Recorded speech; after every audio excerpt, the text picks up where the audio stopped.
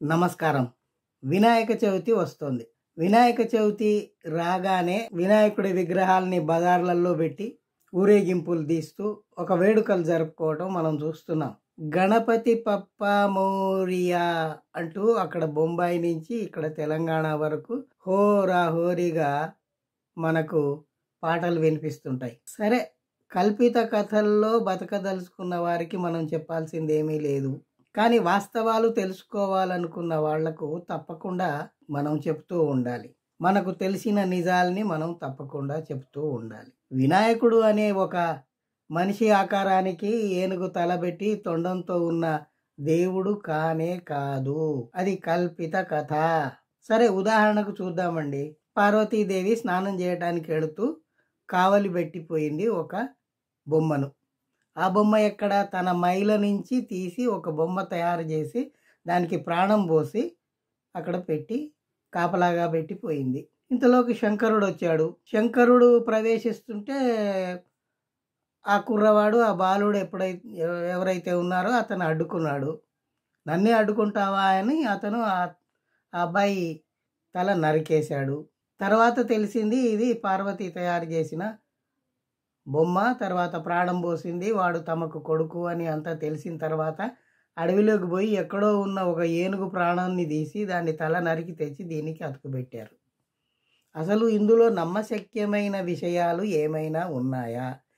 మీ పురాణాల, మీ పవిత్ర గ్రంథాల ప్రకారమే దేవుడు అత్యంత శక్తివంతుడు కదా. అతను తనను అడ్డగించే ఆ బాలకుడు తన కుమారుడే అని గ్రహించలేడా? సరే, గ్రహించలేడు, తల ఖండించేశాడు, అయిపోయింది. మరి అంత శక్తివంతుడు ఆ అబ్బాయికి మళ్ళీ ప్రాణం పోయొచ్చు కదా, ఆ తల అతుకుపెట్టి ప్రాణం పోయొచ్చు కదా. లేదు, ఎక్కడో ఉన్న ఏనుగును తెచ్చి దీనికి తలగబెట్టారు, తగిలించారు. ఎట్లా వీలవుతుంది? మనిషి మొండెం ఎంత ఉంది, ఏనుగు మొండెం ఎంత ఉంది, వాటికి ఎట్లా అతుకుతాయి? ఏమాత్రం బుద్ధి జ్ఞానం ఉన్నవాడికైనా అనుమానం వస్తుంది. అరే, ఇవి కలయిక కలవాలంటే బోన్స్ కలవాలి, నరాలు కలవాలి, రక్తనాళాలు కలవాలి, కండరాలు కలవాలి. ఎన్నో కలిస్తే కానీ ఆ అతుకు అనేది జరగదు జీవశాస్త్ర ప్రకారం.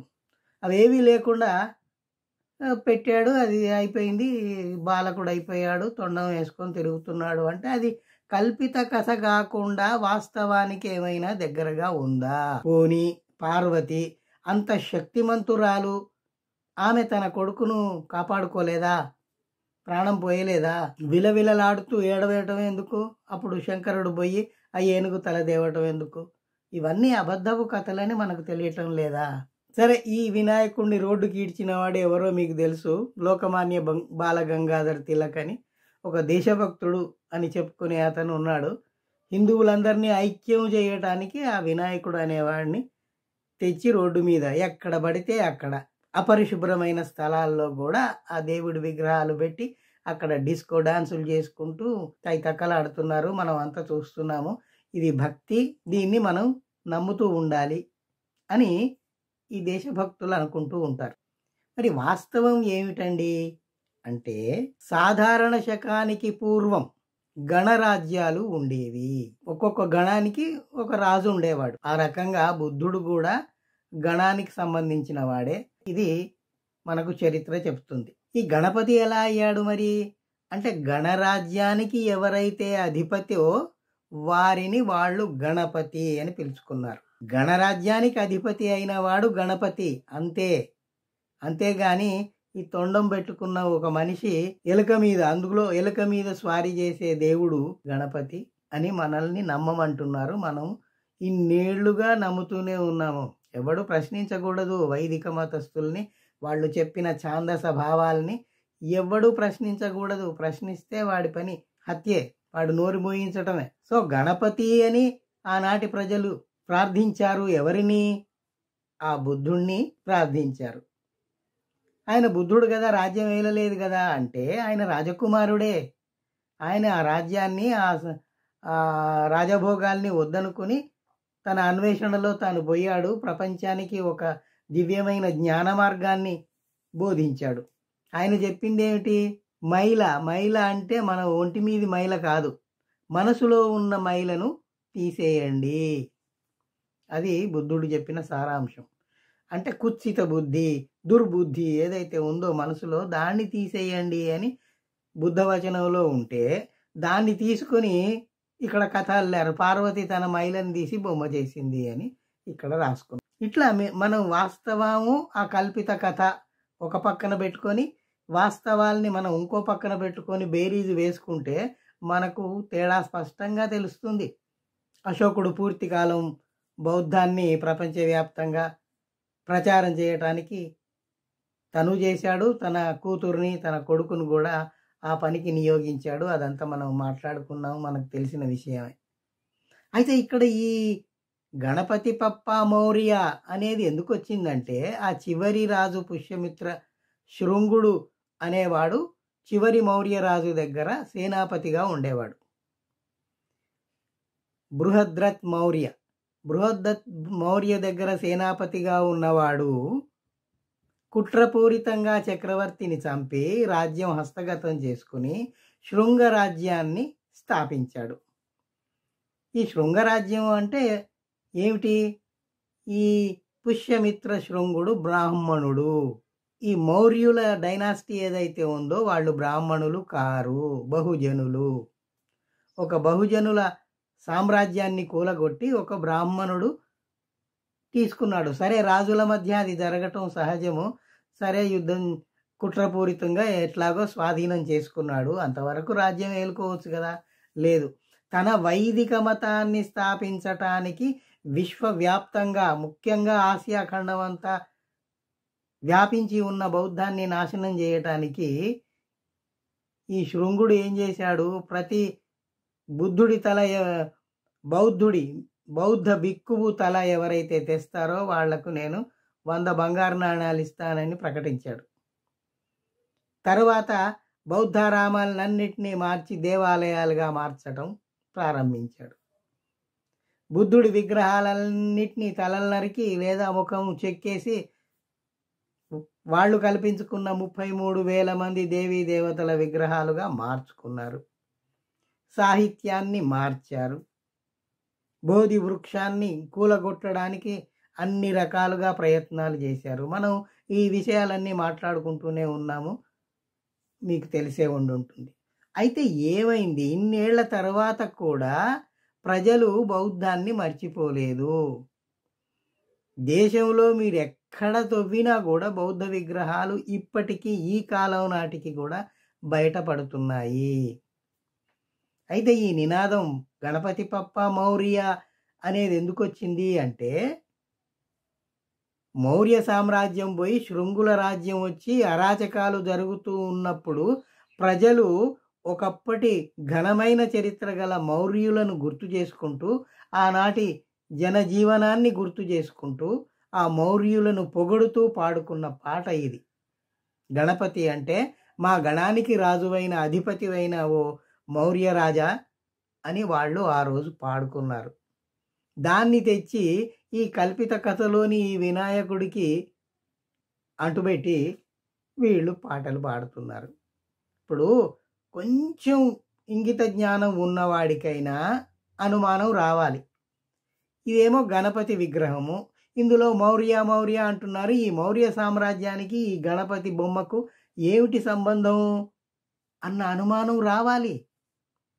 అట్లా అనుమానం వస్తే చరిత్రలోకి పోతే వాస్తవాలు తెలుస్తాయి.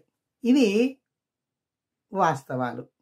ఈ వాస్తవాన్ని కప్పిపుచ్చడానికి ఒక కథనల్లి అందులో శివుడు, పార్వతి, వినాయకుడు, ఏనుగు. ఆ ఏనుగు ఎందుకు దొరికిందయ్యా అంటే, బుద్ధుడు పుట్టక ముందు తల్లి మాయాదేవి కలలో ఏనుగు, తెల్ల ఏనుగు కనిపించిందని మనకు జాతక కథల్లో ఒక చోట కనిపిస్తుంది. ఇంకొకటి చూడండి, బౌద్ధ క్షేత్రాలు ఎక్కడున్నాయో అక్కడ ఏనుగుల విగ్రహాలు తప్పకుండా ఉంటాయి. అంటే బౌద్ధానికి ఏనుగుకు ఒక సంబంధం ఉంది. ఇంకొక పాళీ భాషలో ఏనుగును నాగా అంటారు. నాగవంశము అంటే అదొక ఆదివాసీలు, అదొక వంశము. వాళ్ళు కూడా చిన్న చిన్న రాజ్యాలు దేశవ్యాప్తంగా ఉండేవి. ఆ నాగులందరూ బుద్ధుడికి అనుచరులు. బుద్ధుణ్ణి రక్షించుకుంటూ ఉండేవారు. ఆ రక్షించుకుంటూ ఉండేవారన్న అర్థాన్ని చూపెట్టడానికి బుద్ధుడు తపస్సు చేసుకుంటున్నట్టు, వెనక ఒక నాగుపాము వచ్చి రక్షణ ఇస్తున్నట్టు మనకు శిల్పాలు కనబడతాయి అక్కడక్కడ.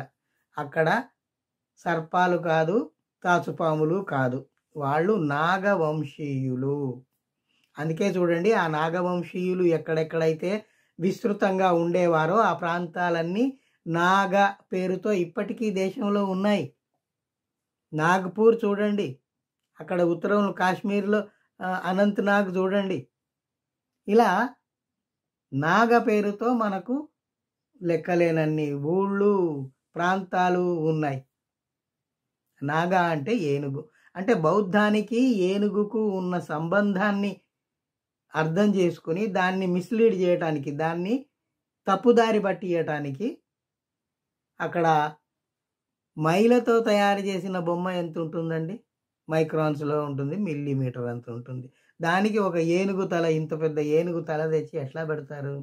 అంటే కామన్ సెన్స్ లేకపోతే ఎట్లయినా పెట్టవచ్చు. కామన్ సెన్స్ ఉంటే మనలాంటి వాళ్ళము భరించలేము. అందుకే ప్రశ్నలు వస్తాయి, ప్రశ్నిస్తారు. ప్రశ్నిస్తే సనాతనవాదులకేమో, సంప్రదాయవాదులు అని చెప్పుకునే వాళ్లకు, దేశభక్తులం మేము అని జబ్బలు విరుచుకునే వాళ్లకు అవి నచ్చట్లేదు. సరే, ఎవరికి నచ్చినా నచ్చకపోయినా నిజాలు నిజాలుగానే ఉంటాయి. నిజాలు అబద్ధాలుగా మారవు. మీరు నిజాల్ని అబద్ధాలుగా మార్చి, అబద్ధాల్ని నిజాలుగా మార్చి ఒక రకమైన అధికారం చెలాయించాలన్న హైందవ ధర్మం ఏదైతే ఉందో దాని అరాచకాలన్నీ బయటికి వస్తూనే ఉన్నాయి. మనం అప్పుడప్పుడు మాట్లాడుకుంటూనే ఉన్నాము, మీకు కూడా తెలుసు. అనేక రకాల